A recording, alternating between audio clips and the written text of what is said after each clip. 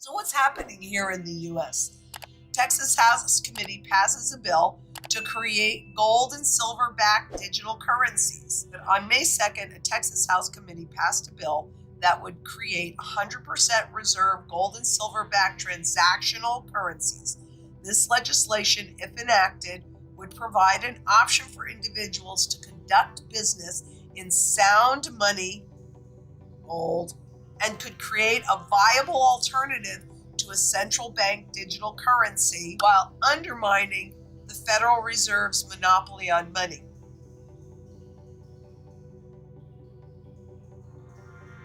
So it's not in place just yet, but Texas has a gold vault and they're filling it.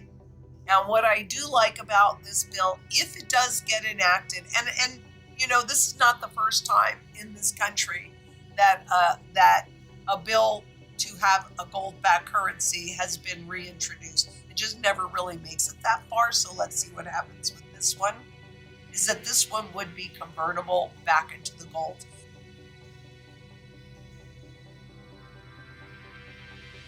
So unless you can actually convert whatever the money is, whether it's digital or paper or otherwise, into the physical metal, then it's ripe for abuse.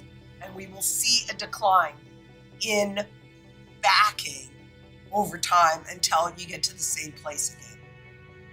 Central banks globally, they've been massively accumulating gold. Gold is completely out of the system. It doesn't need anybody to say that it's money.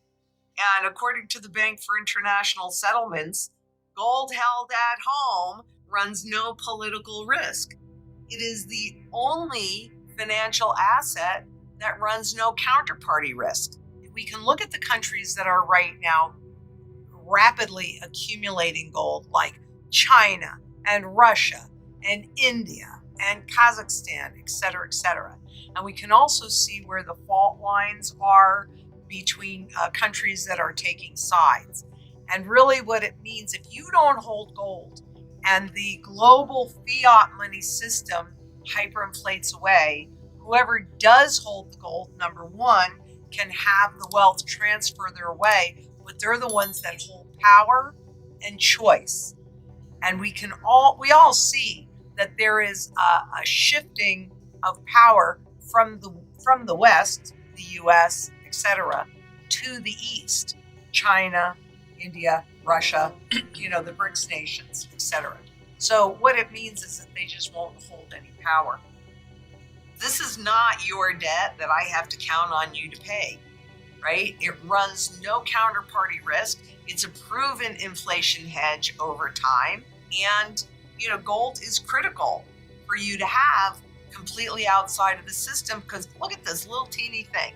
This is a 1 ounce gold coin, and it's an easy way to carry a lot of wealth in a small little package that truly is outside of the system that I hold and I own outright. It's critical. Gold is the primary currency metal, and it's the metal against which they revalue currencies when they do an overnight reset. Silver is the secondary monetary metal. While both of them are used in manufacturing, silver has a lot more manufacturing use.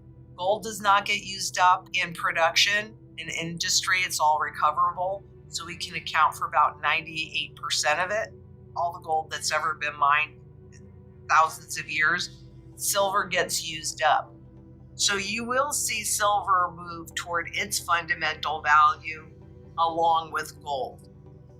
What people don't realize is that everything has a life cycle, and currencies are no different than that. And there are recognizable patterns that we can see all along the way, but there is not one doubt in my mind. First of all, officially, there's roughly 3 cents in purchasing power left out of the currencies, out of the original dollar's worth of purchasing power. So what happens when you get to zero? You have to go negative, and they have to take your principal. And haven't they been testing that since 2009? But for one thing, people have the assumption that when they make a deposit, that's their money, but it's not. When you make a deposit, legally, you are loaning your money to the bank. And in 1995, they enacted Regulation D, which legalized and enabled the banks to sweep your deposits into sub-accounts that are in the bank's name, and then use that as collateral for loans. And, frankly, most of the revenue that the banks generate right now is trading revenue, according to the Office of the Comptroller of the Currency.